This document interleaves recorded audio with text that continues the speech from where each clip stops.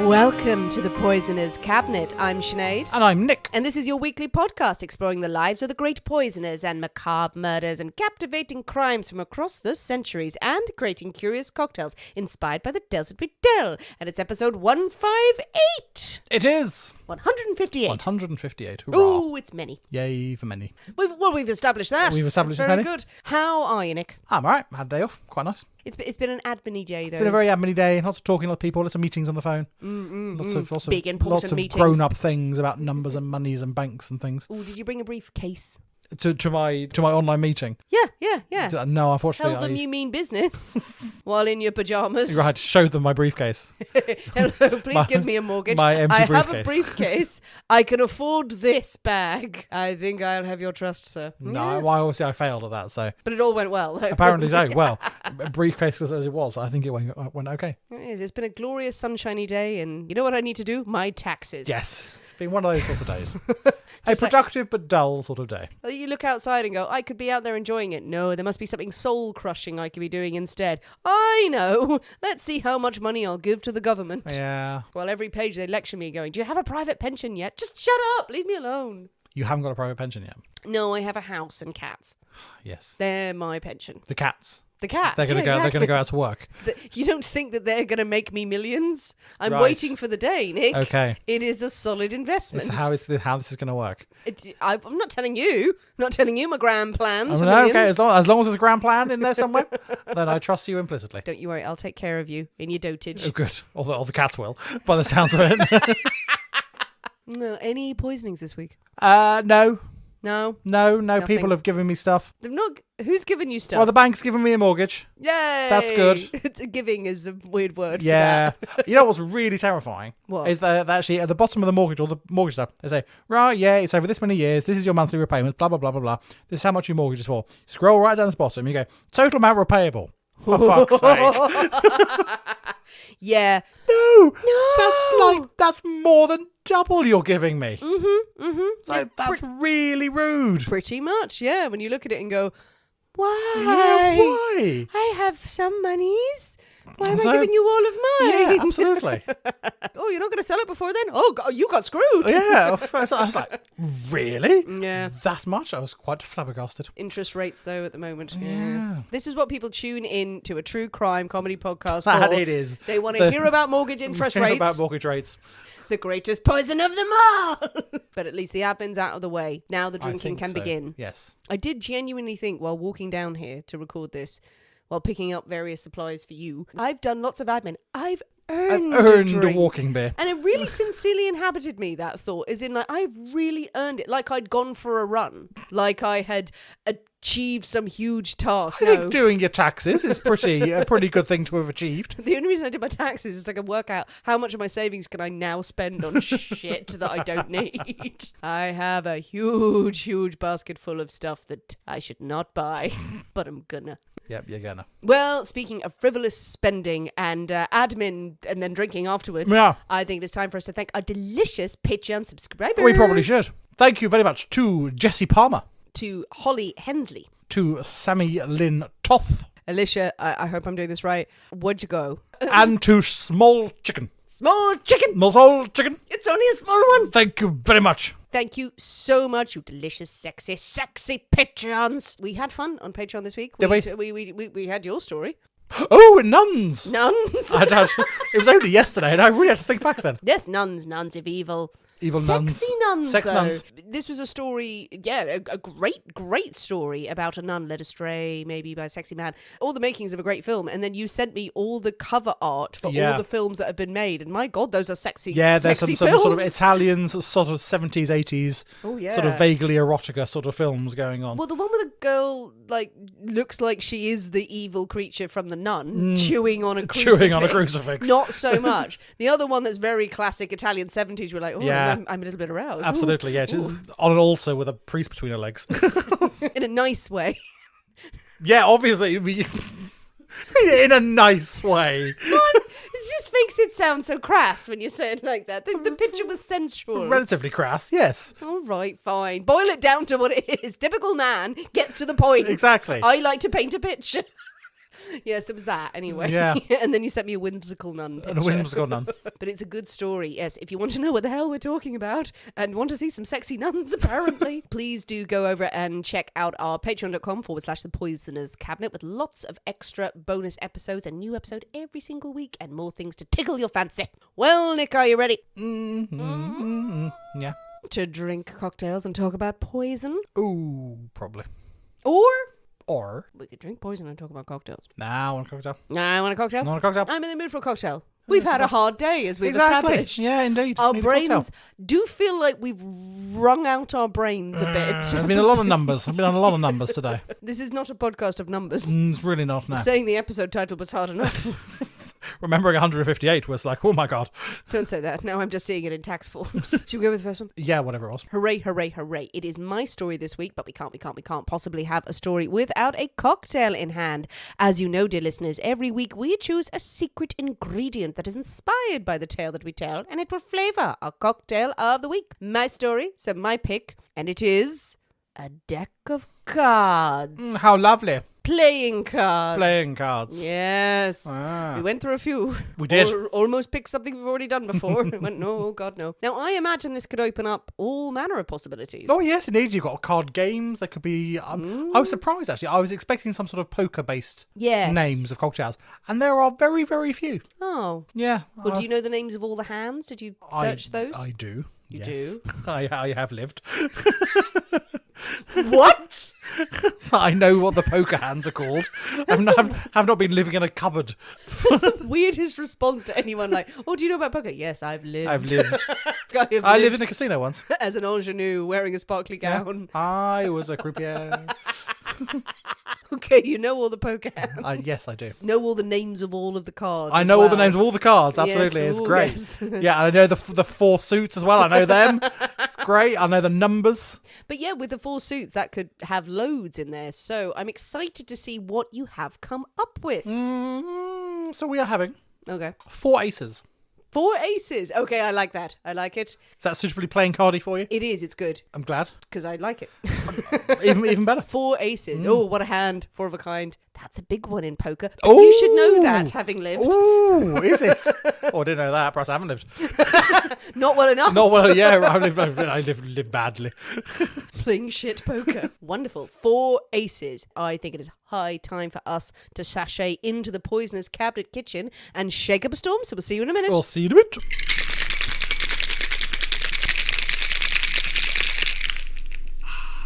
And we're back. Hello. Well, Nick, 4 aces, you say? Whole 4 of them. It's a very sprightly colour. It's a summery drink. It is a summery drink. And I was thinking 4 aces. I guess my mind went to, yes, the old West gambling and shooting out and stuff like that. I don't know, some sort of Texas Hold'em kind of scenario in Deadwood, apparently, where this story is not set at all. Well, just as well it's not that then. But yeah, it's a very green. It's a greeny, lighty paint. It's not got twigs in it, has it?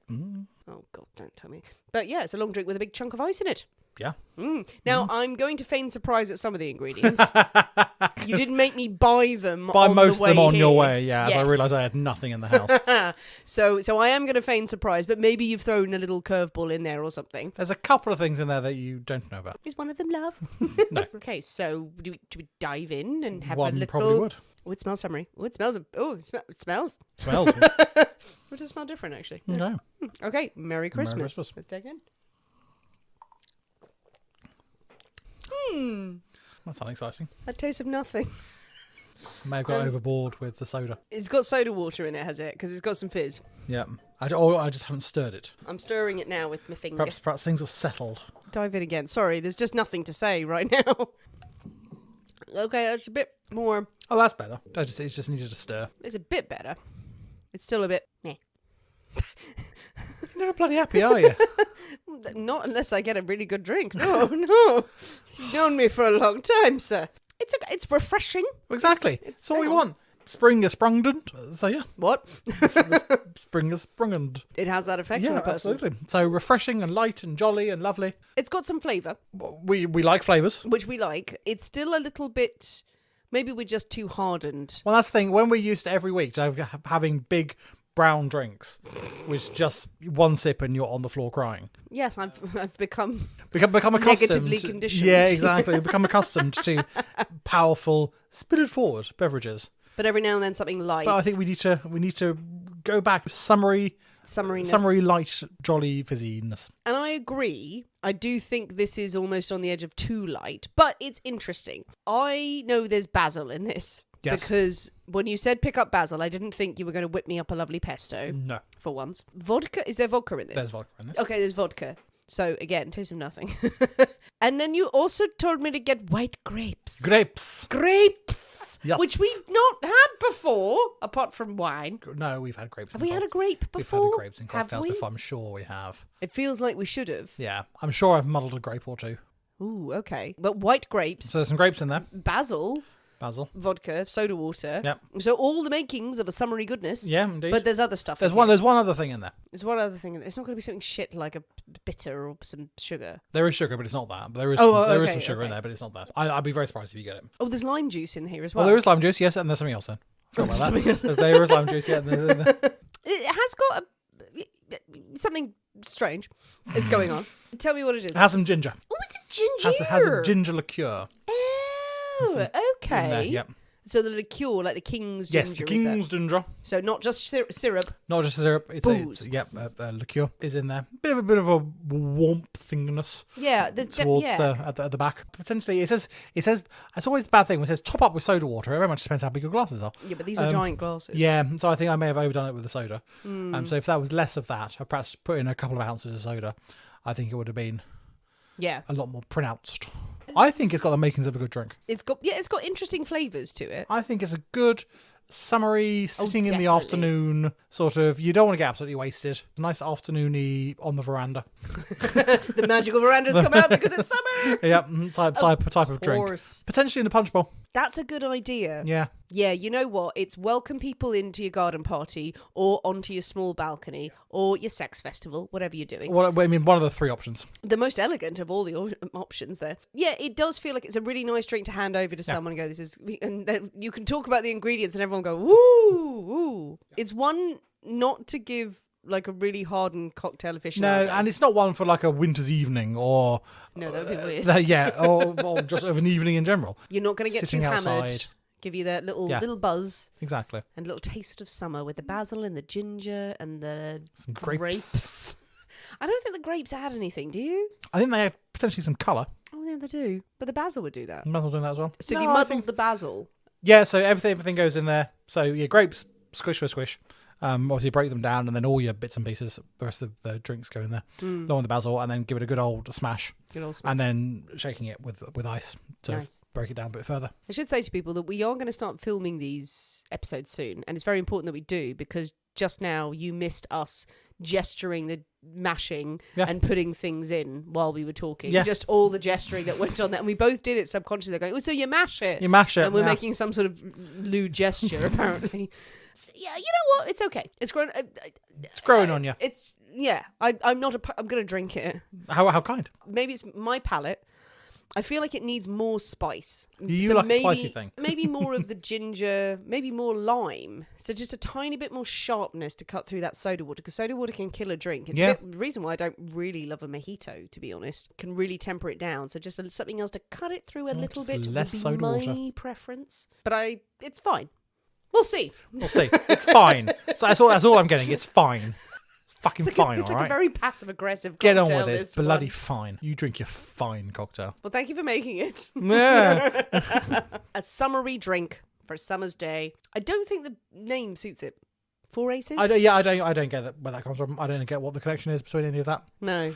It is just a name. Well, with the four aces firmly in hand, concealed, so no one sees them. Are you ready for a story? Oh, go on then. This week's story starts with a micro story for you, Nick. A micro story? A micro story that I found buried in this story. Oh. While digging through the story. A story within a story within a story. It is, yes. This is actually the main story, when I come to it, has got lots of incidental references to possibly lots of other crimes where they are just skimmed over. Okay. It's marvellous. This little story came out, and I thought we have to start with it before we get to the main event. Okay. And you won't know where I'm going with it. I definitely don't. It's early 19 1885. Okay, that's quite recent. In London. And little parcels of meat are showing up in various spots around the big smoke. Okay. Lovely cooked meat. Lovely. Right, okay. Nicely, freshly prepared. It's lovely. Okay. Just like a nice chicken, just turning up on your doorstep. It could be chicken. I'm imagining it's not chicken. Tastes of chicken. It's babies. They have been sent to whatever, in random spots by a man named Nicholas Boyce. Not a butcher. Right. Not a friendly kebab man who wants to just promote his wares. No. He's an economist. Okay. He's studying economy. As economists do. Or economics, that's the actual word to say there. A few days before the parcels, before he decided to do this sort of generous sort of distribution of parcels around the city, he'd had a very bad row with his wife. Right. Christabel. I think I may know where this is going. Do you? Probably not, but I've got an idea. They decided to start their own meat distribution business. Christabel, apparently it was impossible, Boyce claimed. Oh, she was nagging him. She was making nasty comments about his manhood. How rude. Calling into question his sexual abilities. She'd also gone so far as to snap his tobacco pipes in half. How rude. So, Boyce, very put out by all of this behaviour. Well, one would be. Only sensible thing to do is to strangle his wife to death. What other options did he have? Then fillet the flesh from her bones.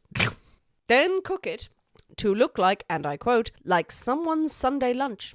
And then tie them up into little parcels and distribute them about the neighbourhood.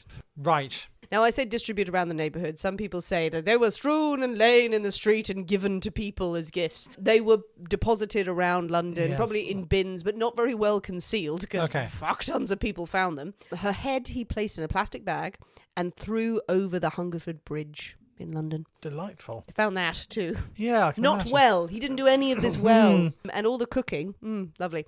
Now, he was caught, unsurprisingly, and he stood trial. His defence team would go for the manslaughter charge due to the wife's provocation.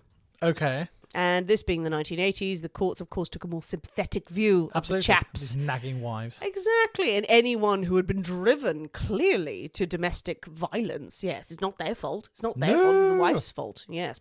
All that nagging. Boyce was sentenced to 6 years in jail for manslaughter. Christ. For that. Seems a little lenient. I'm going to let that sink in and let your rage build up while I tell you what the judge said. Before these dreadful events, you were hard-working, of good character. You were simply unable to get on with your wife. And the judge, in this case, mused, a man of reasonable self-control might have similarly been provoked and might have done what you did. For fuck's sake. Yeah. Probably not. No. No. The filleting and the cooking and the parceling up of things. Sure. Any reasonable man would have done it. Reasonable man would have... No, a reasonable man would have got his second wife to do it. No reasonable man goes anywhere near the kitchen. Oh, God. Oh, Nick. That's a very good point. He wouldn't know his way around a filleting knife. How does he know what a stove is? Maybe she was not cooked well. Well, this is true. A woman has died. But yes, 6 years. That- 6 years in prison. Yeah. Okay, right. Well, I remember that. Why am I telling you this horrible, why horrible are story? you telling me this? And that's a very modern story. It is a very modern It's story. a very modern story. And we're staying fairly modern. We're not going back too far. Oh, I don't know if I approve of this. This case attracted a fair few headlines, not due to the assailant cutting up and cooking his wife. Cannot stress that enough. That was sort of there. That's just in the background somewhere. The main thing was its tenuous link to a much bigger crime. One of the most famous mysteries in British history. When we think of crime, we go, ooh, okay. Okay. You're building this up. It's better be a good one. Well, I'm hoping you'll know the name. Some of our American fans, I think everyone will know this one. Okay. Yeah. Because it would turn out the wife's connection to this crime, Christabel, had once been one of 2 nannies working for John Bingham, Okay. otherwise known as Lord Lucan.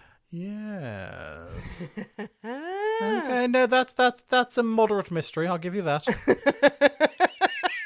Being very guarded. Modest mystery. How is that not one of the biggest? Yeah, all right. The disappearance of Lord Lucan. Okay. It's up there with all the famous disappearing acts of real people. Lord Lucan, genuine. Agatha Christie, not genuine. I was very close to kind of going, oh, do we do Agatha Christie's disappearance? Which would be a very interesting story. It's not much of a mystery because she was there. Just hiding in the cupboard. She was just like, I can't cope with this anymore. The disappearance of Lord Lucan, how much do you know about his story? Not a huge amount. You kill a nanny or something like that, supposedly. And then scarpered and has been seen everywhere in the world ever since. And will be about 120 by now or something. No. Well, we'll see. Okay, we'll see. yeah. But this is the story of the remarkable disappearance of Playboy, British Peer, and absolutely a murderer, Lord Lucan. Ooh, interesting. So it is a modern-ish one for us, but I thought, you know what? Let's delve. It's a famous one. Let's have a go. Can't argue Now, with the that. resources on this one, they're really interesting because you have a lot of people who are involved in this case who were able to give very detailed reports much later in life. Some people question. Some of the reports about Lord Lucan himself are quite biased in the past. So when you look over them, most of the people directly involved now have passed away or have been declared dead. Yes. There are still people alive who are involved in this, and people may have strong feelings. However, I'm going to try and present the facts as they are, as they were presented, and let you draw your conclusions. So, Lord Lucan was born Richard John Bingham, known as John, in 1934, and he was the son of the 6th Earl of Lucan. Now, I'm going to refer to him as Lucan through this just for ease, because everyone recognises it, maybe occasionally John, but it's Lord Lucan. He is, as a child, he wasn't the Lord Lucan. He wasn't when he was born, the Lord. He wasn't. No, he wasn't. He was good to ascend to the peerage. Yes. So he's born into a family of privilege. Yeah. His father is a peer, but his childhood isn't all sunshine and roses. The family is certainly privileged, but his parents are socialists, actually, very privileged socialists, which is, I guess, the best or the worst kind. Yeah. It's a bit questionable. How that Like, works. yeah, exactly. We're very fine with all of the titles and everything like that, but we're going to be misers where our kids are concerned. Yeah. His mother was very sick for a very long time. He's mostly raised by a nursemaid, his nanny style at the time, but yeah, he really has very little contact with his mother. During the Second World War, obviously, he's a child when this breaks out. He's evacuated to Wales, and that's a tough time for kids. Him and his sister are evacuated, so stressful. But then luckily in 1940 they are upgraded to living with a family friend or someone they vaguely knew who just happens to be a multi-millionairess in Toronto, Canada. That's convenient. Yeah, so gone from Wales, Yeah. we'll help to tend the land and we'll do our bit and everything. Yeah. No, millions in Canada. Millions, yeah, very, very far away. No bombs there. Yeah, so the children are shipped over there because parents fuck off. I mean, that in itself is pretty dangerous. Well, yeah. Sort Well, they of travel over crossing the Atlantic in the 40s is like, you're going to get blown up. some sort of fancy hidden plane, a secret camouflaged one. Secret camouflage. Either way, the kids got over Yeah, there. they got over there. And lived very well. Enjoyed this idyllic lifestyle. The millionairess who was there, who looked after them, she was a Christian, but she just lavished them with everything that they wanted, and beautiful Canadian landscape and outside running around. Wonderful time of their life. When he returns to England, aged 11, after the war, Things are probably slightly different. not so great. Yeah. No. Smog! I can't see. Smog. There's a lot of rubble. There's a lot of rubble and smog. And there's a lot of rationing. Yeah. It's not great anymore. Not so fun. No, so aside from the fact that his family are not big on the spending, it is just a bit of a depressing time to come back to England. Everyone does their bit, everyone mucks in, but if you're from a family of privilege, and certainly where young John is concerned, it's like, he's got a taste for the finer things in life. Of course, despite all of his parents' socialist leanings, he's going to go to Eton. Oh, God, yeah. Yeah. You can have your principles, but also Eton is the only place for my son. Absolutely. So academically, who cares? Pretty much what his mother It didn't really matter. He went to Eton. Don't matter what happened. Well, exactly. His mother sort of said, he sort of did all right. Did all right. It wasn't really... Went to Oxford afterwards. It's fine. Well, no, he didn't go to Oxford. He would go into service. He did his national service. But when he was at Eton, he is emerging pretty dashing, charming young man. Books and learning, I have no need of that because I've discovered a rather marvellous pastime.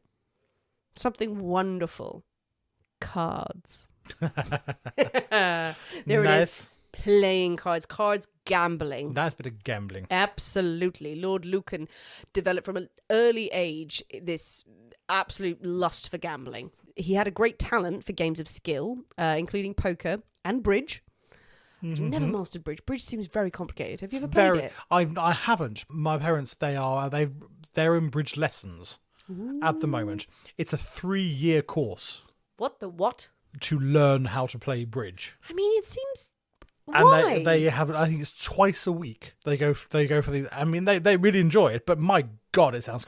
And every time I see my dad, he tries to explain it, and I have no idea what he's talking about. So I've not got a clue what he's going on about. So your dad tries to compress 3 years of learning. I reckon I've got the measure of this. So Nick, let me tell you a tale. Yeah, so it's a complex game, but an intriguing one. But yes, complex. I've never even attempted bridge. Yeah. Cribbage. Love a bit of cribbage. And that's quite different. But yes. Place your head.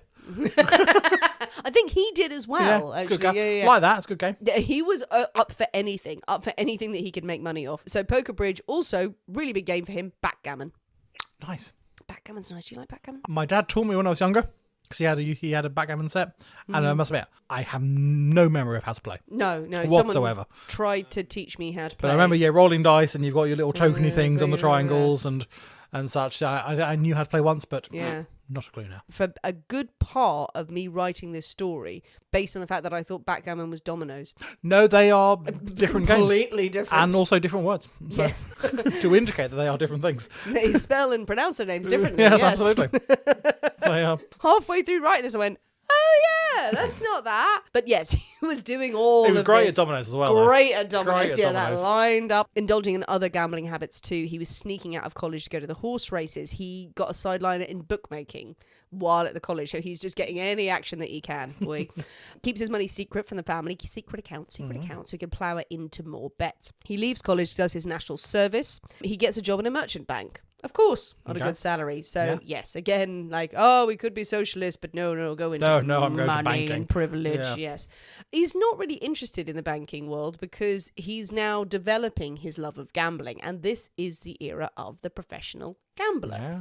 Today, there are professional gamblers that do it Absolutely. very well, but it's very chic, it's very suave, and probably when we picture the kind of the old-timey yes, professional indeed. gambler, this is what we think of. He gets introduced to more wealthy chaps through his work in the banks who have a taste for the cards, who want to take him out and go, oh, okay, come and join our club. And he's a peer. He's a lord. Oh, yeah, he's a lord.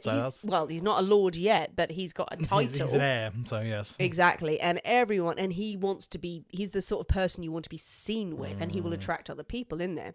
Through these connections, he met John Aspinall. Now, this name will be familiar to you. He has a zoo, a wildlife park. park. So John Aspinall is very well known to us being in Kent. He was a professional gambler. He set up the famous Clermont Club in London, which is the most exclusive in the 60s gambling club that you could imagine. Highest of the high rollers rolled there and put their tiles down and bet things on things. John Aspinall would open, very famously, part because of his income, opened a zoo in Kent, it was at the time, Howlett's, where his mansion was, also opened Port Lympne. They're now wildlife parks, and they do a huge amount for conservation Now. Back then, they still interested. They still were interested in it, but kind of let's just call it a zoo, which is not great. Handling all the animals as well, a lot. But he is incredibly successful, John Aspinall. He is a very shrewd businessman. He is a gambler, but he's also opened this club knowing that he can get a cut from everyone else, and he wants all of his good mates. House in there. always wins. Oh, so you've got club members who are dukes, marquises, earls, cabinet ministers. You've got Lucian Freud, Ian Fleming, Peter Sellers, Sir David Stirling, James Goldsmith. They're all rubbing shoulders there. Lot of money. And John, soon to be Lord Lucan, thrived in this company and eventually quits his job in banking because he can become a professional gambler. No. He would say, why would I work in a job when I can earn as much as I would in a year in this profession in a night gambling? Because one night he did win £26,000. That'll do. Yep. Nice. Yeah. Nice. Not too shabby. Frequently would lose a lot as well. Yeah, that's the downside. When you're losing 26 grand 4 nights a week, you win it one night a week, it's like, you're still, on the whole, you're not doing so well. But the fact that he can win is enough. total gambling addict. Privileged young man driving around in his Aston Martins, mixing with the great and the good and the fabulous exclusive clubs and parties of the day. And this is the start of the swinging 60s, so it's going to be glam. And he has a moustache. What's not to love? Yeah, people comment on the moustache a lot. They like it the is moustache. an impressive moustache when you see pictures of him. It is a fancy moustache. Yeah, his future wife Veronica would describe him as well honed, not an ounce of spare flesh on him, quite godlike. Oh, okay. In some poses. That's leapt. It's a fine figure of a man. Fine figure, now godlike. Godlike. You're like, all right, calm down, love. Yeah, okay. You seem leaving around like, he's all right. The famous story goes that he'd even been in the running to play James Bond on screen. Oh. It's true. He knew Ian Fleming. He was so popular and so dashing and handsome. He had screen tests for another film. The screen test did not go well for this other film. Albert Broccoli, who is producer of the James Bond films, was going to offer him a screen test for James Bond, but he turned it down because his other attempt into acting had not gone well, and he felt a bit gun shy about it. So he didn't. But didn't do it. He could have been James Bond. Could have been James Bond. Yes. Said we got David Niven. We got David Niven, who's also equally posh. Very posh. Not as attractive as him in his day. They're quite dashing. Yeah. I don't know. Do you like a bit of the Niv? Well, I think he's a very handsome man. Okay. Oh, didn't know he had that side of you. But I like the idea that actually instead of playing cards, he's playing backgammon in James Bond films. Yes. Or dominoes. Slapping that down. Yeah.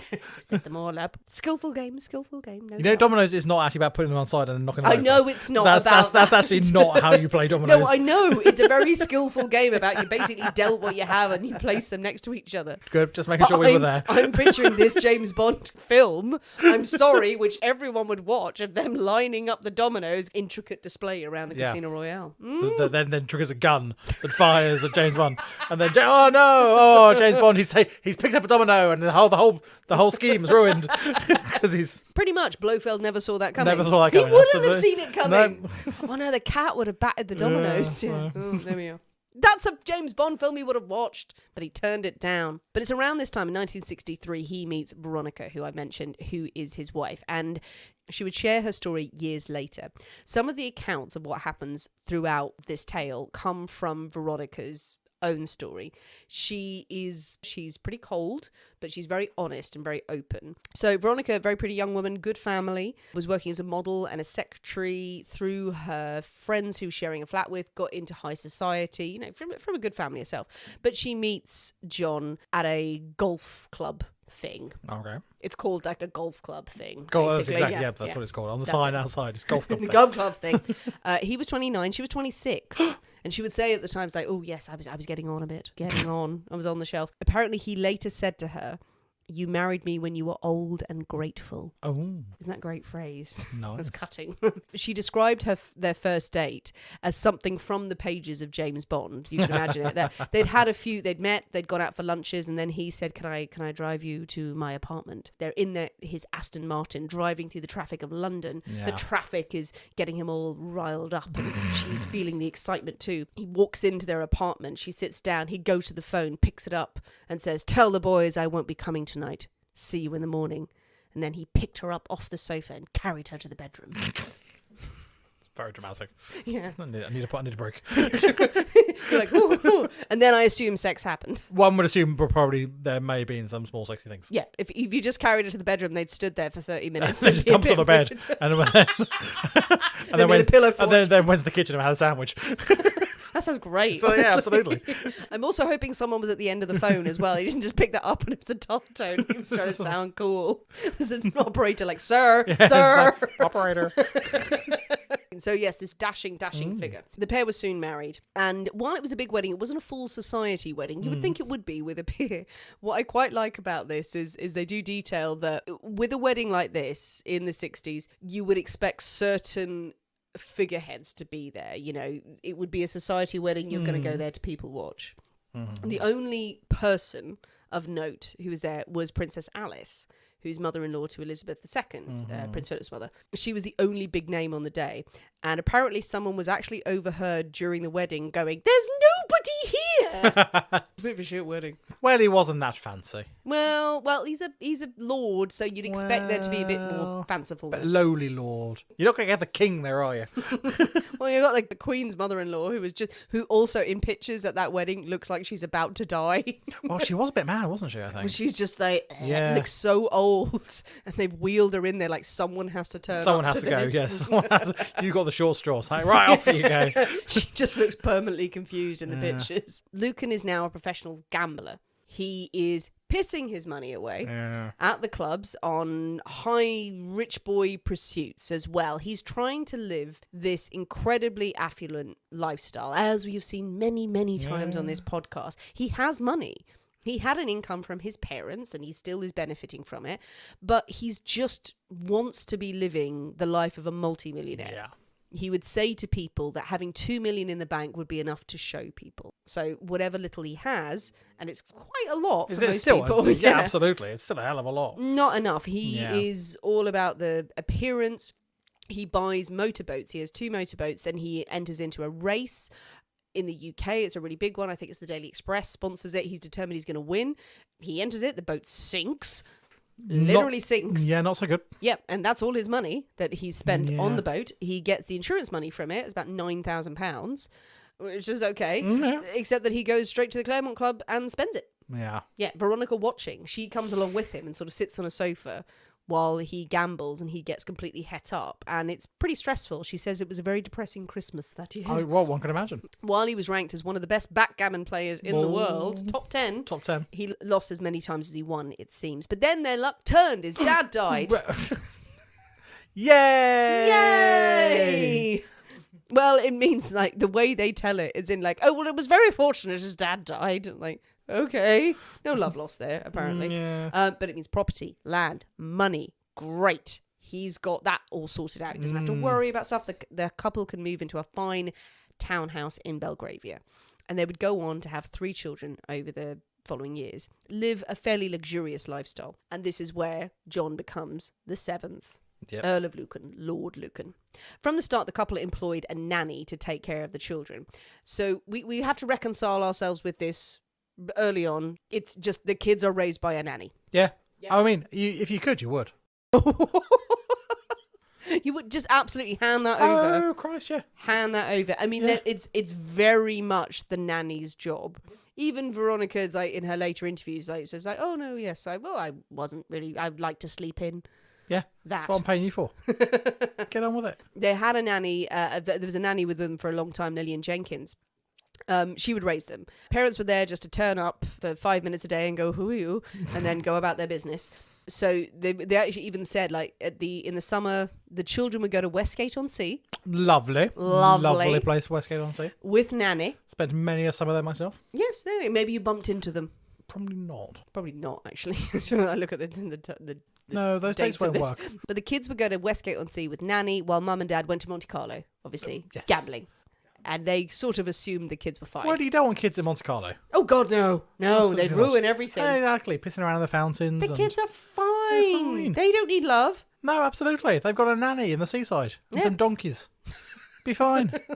Those donkeys are feral down there as well. You're taking your life in your hands. Have you ever did you go on donkey rides when you were little? Yeah. Did you enjoy it ever? I was terrified. Grab him, Margate. You have this rite of passage. Donkeys. Donkeys run the estate. Is that it? I was forced onto donkey rides. Like, you'll enjoy this. I'm like, this donkey is kicking the shit out of its owner, and you're putting your child on here. Yep. Lovely. Well, that's what happened to them. But yes, the parents have accounts at Savile Row, own classic cars, holidayed with high society. Veronica would later say that the marriage is not a happy one. Surprise. From the outside, it looks very glamorous. They're living the high life. She said they were on their own whenever they were together. They didn't talk after they were married. Lord Lucan had said that, well, that's the beauty of being married. You don't have to talk to each other. Yeah, exactly. So, yeah, feeling very lonely, very isolated, but all about keeping up appearances of wealth. They were expected to be at the Claremont Club every day. Lord Lucan's routine was waking up, bit of breakfast, maybe walk his dog, then go to the club at lunch, fawn all over John Aspinall, who he sort of idolised. Then he would go home in the evening, change into black tie, go back to the club, and then gamble until the late hours and early morning. Okay. And he was a fixture at the club. I mean, I think that the high society who were doing well there, certainly Aspinall, were helping to fund him a little bit on the way, because he's a very dashing lord, and all the international diplomats who'd be coming in would want to sit at a table with a British peer. They were like, oh yes, we want to sit with someone. You know, he's a little bit of eye candy really for people. So yeah, and it's feeding his massive gambling habit. So yes, backgammon all day all day, every day. Around 1971, the marriage is really beginning to show cracks, and this is where it gets a little bit ugly, really, between the two of them. Veronica says she's feeling very isolated. She begins a friendship with another man, but Lord Lucan scares him off and starts then questioning her sanity. Starts making all sorts of comments about her depression. At first being attentive and saying, I'll get you help, as in ushering her to doctors and seeing what pills can be given. And then switches apparently to being very cold and just interested in him having more access to the children than she does. It sours rapidly with all these accusations of her mental stability not being quite there. She would claim that it actually ended up with domestic violence. Yeesh. With him beating her with a cane that was wrapped with a bandage. That there was some sort of weird sort of power sexual play there. But it's definite that this marriage is not going well. And it turns into this protracted battle where John, Lord Lucan, wants to get access to the kids. He just wants custody. Is he going to love them and be an attentive father? No, never mind. No, he just wants custody of them. Yeah. They are now a pawn. Yeah, just wants control. He wants to declare his wife as an unfit mother, even though doctors say she is fit, that she's not mentally unstable.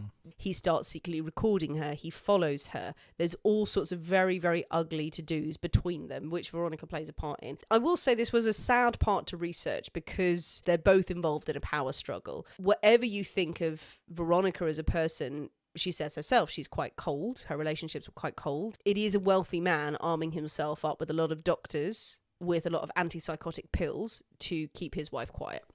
And to go, I want access to my children. I'm not going to parent them, but I want to win against you. And it's just very uncomfortable and unpleasant. And there's a lot of detail out there about it if people want to read about it. Ends up in this lengthy court battle where Lady Lucan is not declared mentally unfit. They say no, she can have custody and he can have access rights as normal. He has thrown all of his money at this court case, trying to prove her wrong, trying to take any kind of means necessary rather than trying to reach an amicable agreement. He has blown around £20,000 on this custody battle. He's now around about £50,000 in total in debt. Ouch. Yeah. So That's the gambling, painful. professional gambling, not going well. It's not going so well, really, is it? No, absolutely. Not so much. It's not the way forward. He's begging people for loans, signing bad checks at casinos, at the club. These checks would later be auctioned off as here's some of the bad checks that he used. Drinking heavily. He is muttering about his bitterness to his friends and anyone at the club, and he's talking about killing his wife to clear his debts and where he could dump the body. Yeah, you might not chat about that too much. I think that's time for another drink. Oh, yes. So, Nick. Yes. 7th of November. Ooh. 1974. Okay. Veronica, Lady Lucan, is at home watching television with her daughter, Frances. The other two children are in bed in their house in Belgravia. They have a nanny, Sandra Rivet, who is aged 29. She's been working for Veronica for about 9 weeks. Described her as a good, hard-working, pleasant woman. She was previously married. She'd had a child in her marriage. She's estranged from her husband, but working away with the family. Normally she wouldn't work on a Thursday night, which this is, but she has swapped her shift with the other nanny. So it's around about 9 o'clock, just before 9 o'clock in the evening, and Sandra calls in to Lady Lucan, asks her, does she want a cup of tea? She's like, yep, fine. Goes down to the house's basement kitchen. She tries the light's not working. Oh. Surrounded in gloomy darkness. Upon entering the room, an assailant strikes Sandra in the head repeatedly with a lead pipe wrapped in bandages. All very Cluedo. He strikes her again and again, and she is killed. Yeah, I'll do it. There is blood everywhere. The assailant then stuffs the body into a canvas bag Oh, Christ. in the gloom. Okay. Now, Lady Lucan is upstairs and is wondering why Sandra's taking too Where's long. my tea? Where's my tea? Where's my tea? Where is my tea? So she goes down, she wanders down the stairs from wherever she is to the top of the stairs to the kitchen, is calling her name, is calling for Sandra, hears nothing back, but she hears a noise. The assailant jumps out of the gloom and attacks her. Strikes her on the head 4 times, blood pouring out of her head, puts a hand in her mouth to stop her screaming, is going for her eyes, and Veronica looks up and she says it's her husband. Eesh. It's Lord Lucan. Now she gets free of his assault by grabbing him in the balls Yeah, that'll do it. and squeezing pretty hard. Yeah, good for Yeah, her. so always go for the balls, people. Yeah, Always go for the balls. Yeah, it's going to work. Yeah. She would say, her testimony would be that during this attack, when she gets free, she tries to calm her husband down. She tries to talk him down because he's armed and he's beating the hell out of her. She asks, "Where's Sandra? Where is the nanny?" And he says, "I killed her. She's dead." He clearly thought she was his wife. His intention was to kill his wife. It would appear. So the wife just stalls him, says, "Okay, we will take care of this. Deal with it. We'll get rid of the body. We'll come up with stuff." They walk up the house. They manage to get up to the bedroom where the daughter is sitting watching TV. They go to bed, nothing to see here, blood pissing down and everything. She manages to get him to go to the bathroom where he's looking for tablets. And during this time, she legs it out of the house. Good for her. She runs out, nightgown, blood pouring out of her head. She's running straight to the pub that she knows is open. And she stiff drink. Yes. Not to the police station. Yes, No, whiskey. absolutely. What's up? Nothing. This is just what I came out in. in. Whiskey. Runs to the Plumber's Arms pub, bursts in and starts shouting, "Help me, help me. I've just escaped from being murdered." Okay. She said that people were sort of aghast, said, "He's in the house, he's killed the nanny, my children are in there." She's screaming, hysterical. People talk about, that she came in absolutely covered in blood and is in shock. So the alarm is raised. Now, after the murder, we sort of can piece together what Lord Lucan did. He fled the house, apparently went to the home of a sort of friend a few doors down, was hammering on the door, but the person was asleep. It was a woman who lived there. She was asleep. She said she received a garbled phone call that night that made no sense and she could only assume was from Lord Lucan. He called his mother and said that there had been a terrible catastrophe at the family home and to go and collect the children from the house. And she does go and turns up like... Yeah, what's going on? He drives through the night in a borrowed car, not his usual fancy Aston Martin, battered old car that he's borrowed from you want a to be friend. under the radar really at this point, don't you? Yeah, he drives all the way to a friend's house in East Sussex, the Maxwell Scots, and he turns up there, not covered in blood, but a little bit sort of flustered. Yeah, well, saying, one would be. And again, says the same story. This terrible, terrible thing has happened at the family home. I need to just write a couple of letters. And they just go, "Okay, fine." There's nothing on the news, so they don't suspect anything. And he tells the story that he was passing the family home, and he saw his wife fighting with a mystery assailant. Right. In the basement. And he ran in and chased the man off and whoa, no. And then his wife went, "Oh, you've hired a hitman to kill me." Ah, and ran out of the house. And then he had to drive to East Sussex. Yeah, pretty much. Right. Because he was afraid that they would implicate him or so. It was all awful. It was all a bit confusing. Okay. Yes. Yeah. So he goes there. He writes these letters to his brother-in-law. And then he drives away from the house. And that is the last time anyone sees Lord Lucan. All this time, the police have now arrived at the Belgravia house and they have found the nanny's body in a pool of blood in a sack on the kitchen floor with a murder weapon next to her. The police do question any men connected with Sandra, including her estranged husband, but it's pretty clear after Lady Lucan... There is an eyewitness here, so yeah. Yeah, it was him. It was him that he is suspect number one, and particularly as he's not available anywhere. Yes, he's not around to deny it, really, is he? Yeah, the police search his apartment. They find his passport there. They find his wallet, his money, glasses, like all the stuff that you would think to carry with you, even on a sort of, if you went out for the day. You're all left in the apartment. But then they're all proof of identity. They're all things that link him, so... Very true. Which you don't want to be carrying around with you if you're trying to escape. The letter that he wrote while staying in East Sussex, he sent to his brother-in-law, and it read, "Dear Bill, The most ghastly circumstances arose tonight, which I briefly described to my mother. When I interrupted the fight at Lower Belgrave Street, and the man left Veronica, accused me of having hired him. I took her upstairs and sent Frances to bed and tried to clean her up. She lay doggo for a bit, and when I was in the bathroom, left the house. The circumstantial evidence against me is strong in that V will say it was all my doing. I will also lie doggo for a bit, but I'm only concerned for the children if you can manage it. I want them to live with you. This is a little bit about school fees here. V has demonstrated her hatred for me in the past and would do anything to see me accused. For George and Frances to go through life knowing their father had stood in the dock for attempted murder would be too much. When they are old enough to understand, explain to them the dream of paranoia and look after them. Yours, John. Okay. He also wrote him another letter in which he detailed a sale at Christie's that was coming up, and that should satisfy all his bank overdrafts. He signs it Lucky Lucan. Lucky Lucan, yes, is his nickname. Was his nickname, so yeah, that's nice to sign after you've fled a murder scene. Yeah. He also wrote a letter to the owner of the car that he'd borrowed, Michael Stoop, who was known to be his great friend. Obviously, had lent him a car. And it's along the same lines as the previous letter sent to his brother-in-law, claiming that he only cares about his children. He's only worried about the children's welfare. He's referring to a traumatic night of unbelievable coincidence, blaming crooked solicitors and rotten psychiatrists for his luck, all of these things, and just saying, well, just tell the children I did well by them, in so many words. Yeah. Just these strange ramblings that people think. Just blaming everyone else.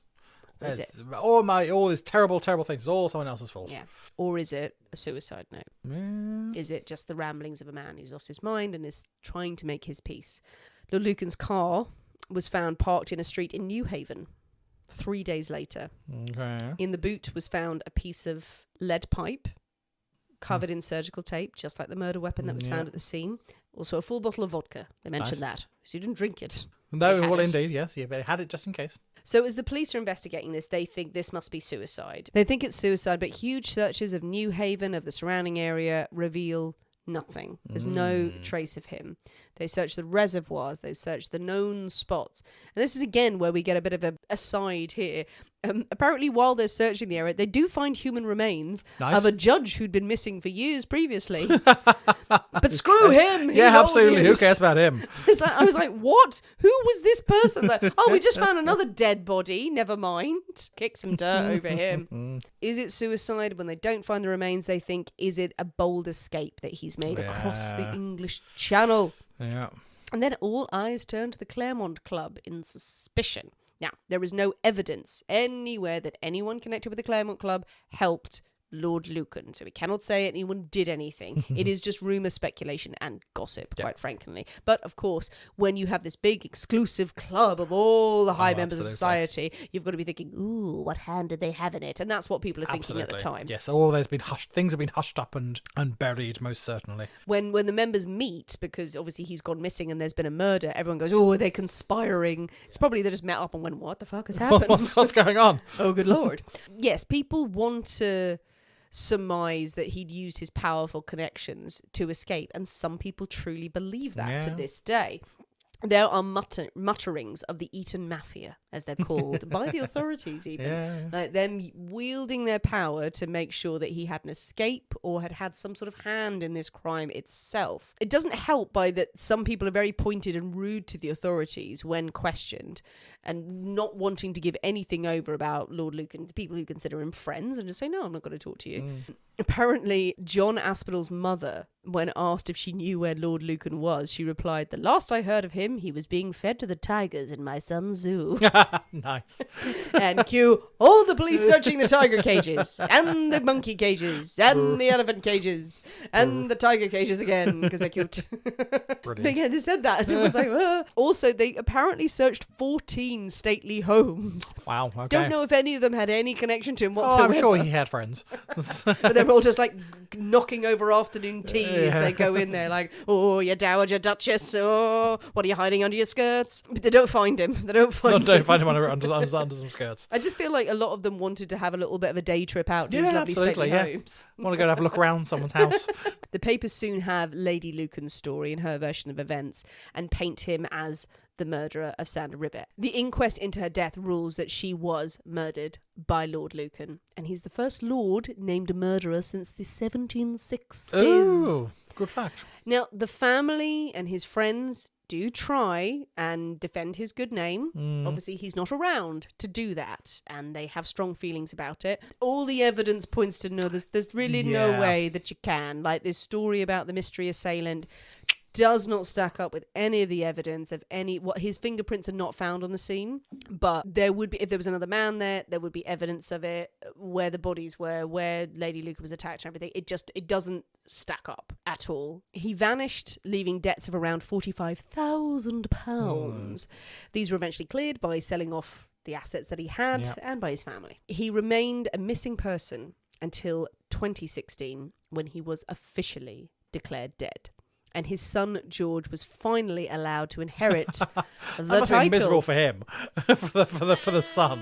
Well, I think he was keen to, because then he would be able to access all of the things of being the Earl of Lucan, the 8th Earl of Lucan. But you were, hey, hello, I'm Lord Lucan, bastard. It's not great. Over the years, many people have claimed to have seen John Bingham, Lord Lucan at large.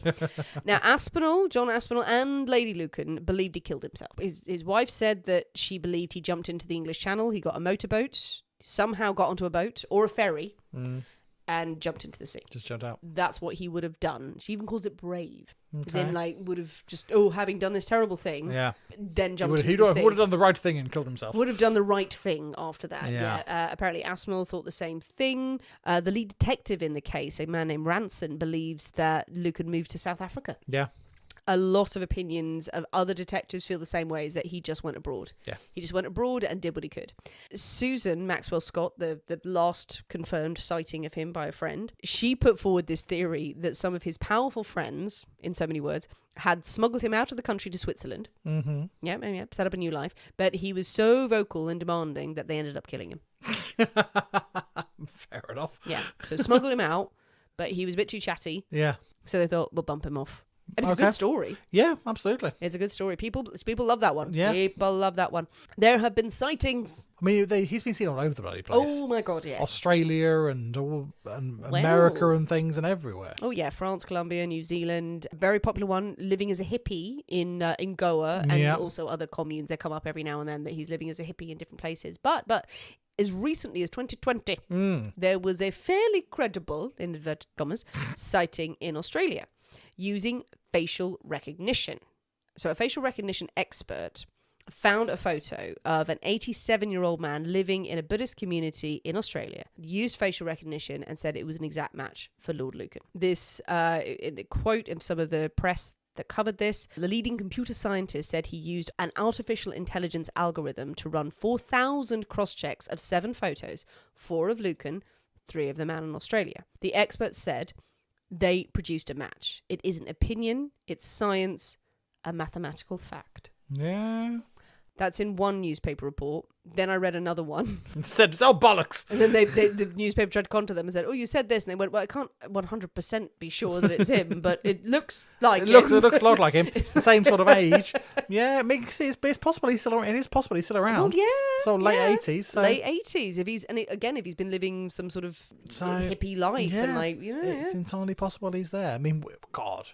Would anyone actually believe him? If someone rocked up and said, I am Lord Lucan. Well, why would he say that, though?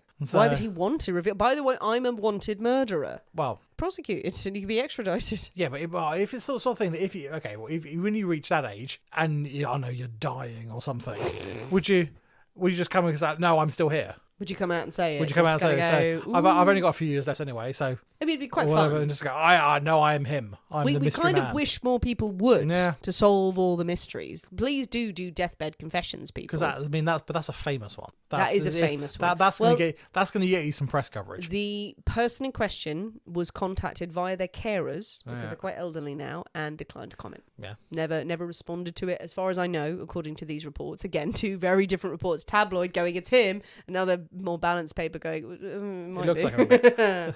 Remember our opening story, though? Yeah. Christabel, one of the two nannies working for Lady Lucan at the time. She was on shift rotation with Sandra, and she was supposed to be working the night.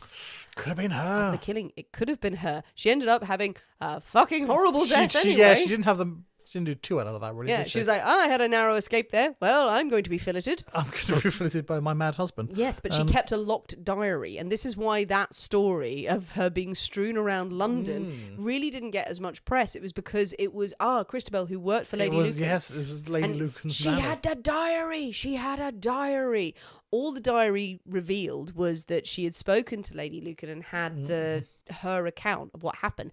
But they honed in on the fact that while Lord Lucan was committing the attack and she was talking him down, that he had asked for barbiturates and said that he and his wife needed to go away and kill themselves. It was a version of it that they needed to go away and that it was a suicide pact. So they felt like this diary definitely proves that it was a suicide pact or that he was going to kill himself.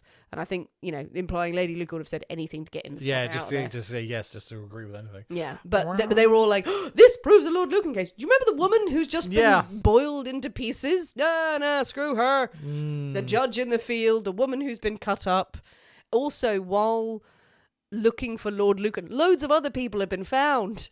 Loads of other people who have faked their death. A random judge. Yes. Very uncovered and all this sort of stuff. Well, that's it. There was a guy who'd faked his death. He was a politician, and they found him while looking for Lucan. He was like, oh shit, sorry. He was like, well, you're not Lord Lucan, but you have debts. Loads of people have turned up, but not him. But not him. Everyone but him. Well, whatever happened to him, we may never know. But this is a bizarre story of a man who gambled with people's lives and whose life of luxury was built on a house of cards that came tumbling down. Really? Yeah. Okay. Oh, yeah. That's how we're doing this. That is the story of the mystery of Lord Very Lucan. good, very good. Yes. As a final postscript, which I did like, and I'm just going to read it from the foolproof source that is the Daily Mail. Yeah, reported in 2022. Cryptic clues found in the Lord Lucan mystery can be unveiled in the form of Cluedo cards. Nice. Found One of them does look a lot like him. by detectives at the time. Colonel Mustard, the lead pipe, Yeah. and the hall were all apparently missing from a Cluedo set that he had in his flat, and they were found in the car Were they? that were abandoned. These 3 cards from the Aristocrats board game were discovered in his abandoned car. The trio of cards appear to be a chilling representation of the grisly killing of Sandra Rivet, prompting the question of whether her death was planned. Oh, bollocks. I looked through that story, and it was all from files that have now been released. Files that are now open, that we can now pour through. This detail was in there. I'm just going to go out and say, really? Was it, though? That he took 3 cards that basically went, I did it, and put them in his car. Yeah, no, I'm not entirely convinced by that one. Yeah.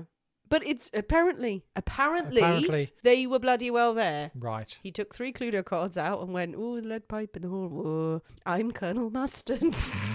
Yeah, that one I'm less convinced about. And also, like, the Daily Mail writing that, prompting the question of whether her death was planned. Yet the death of his wife was very much planned. Very much so. He bloody bashed a woman's head in, thinking it was someone else. Sneaking around in the dark, turning the electricity off so she couldn't turn the lights on. And also, it's a stupid sentence, whether the death was planned. What, the murder with the lead pipe? You think someone actually planned to do that? Let's take a chance with that. But anyway, there you go. What do you think of the story of Lord Lucan? Well, he's around. Well, yeah, I don't think he killed himself. Do you not? No, I think he was too arrogant a man, I think, for that. I think too full of self-importance. Yeah. To do such a thing. It certainly becomes unhinged very rapidly. No, doesn't he? I think he would have. I think he had the connections to get out of the country. Yeah, and I think he would have made his way somewhere else. So, I mean, Switzerland, sort of neutral, non-extradition, all this sort of thing. Or South Africa. I mean, anywhere really. He could have jumped on a boat. And gone anywhere. Oh, yeah, I'm sure he lived a comfortable life somewhere in complete anonymity. We've seen plenty of murderers who have done the same thing. Yeah, I don't know why it's so weird that Lord Lucan did, but quite recognisable character as well, though. Well, shave the moustache off. No one would ever know. No one knows. No one would ever know. Put some glasses on. Who is he? Exactly. Exactly. It's interesting. Yes, but there we go. A scandalous story with a pretty brutal murder Yeah, in pretty it. brutal murder in there. Yeah. I always forget there's a murder in there because everyone goes, ooh, he disappeared. Oh, Like, mystery. he Oh, killed yeah, someone. because he killed someone. That's why he disappeared. Do you think you could be a professional gambler? Oh, God, no. No? No, No absolutely patience?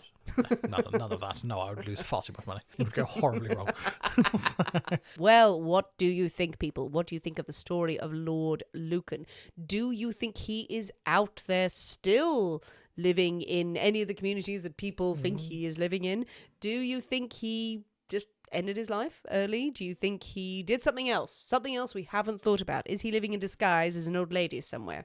Maybe. What do you think of the murder as well? I mean, it seems pretty cut and dried, but is there another theory around it that you buy into?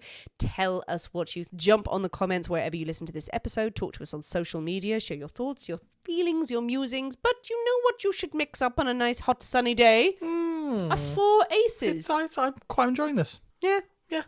It's nice. It's nice. I think it's quite a lovely... Yeah, it's not one for an evening. It's one for an afternoon. And I think it's very pleasant. Give it a new name. I can't see what the connection is there personally, but We'd like you guys to mix this one up and tell us what you think. Yeah. Because I'm on the fence about it.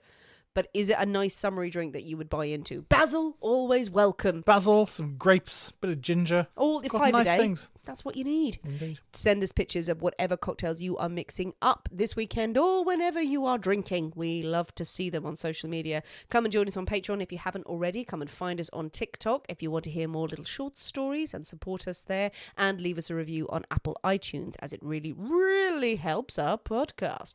Thanks for listening, guys. We have been the people inside the Poisoner's Cabinet. We will see you next week. And remember, your loved ones are trying to kill you.